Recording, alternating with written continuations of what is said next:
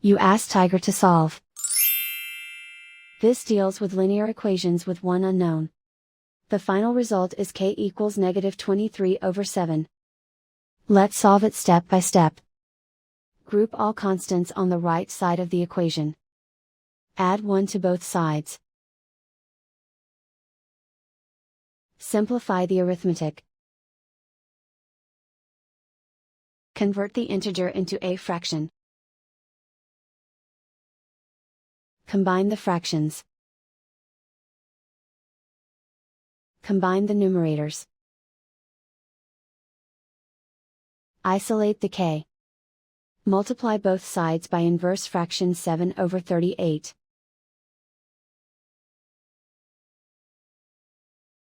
Group like terms. Multiply the coefficients. Simplify the fraction. Multiply the fractions. Simplify the arithmetic. And so the final result is k equals -23/7.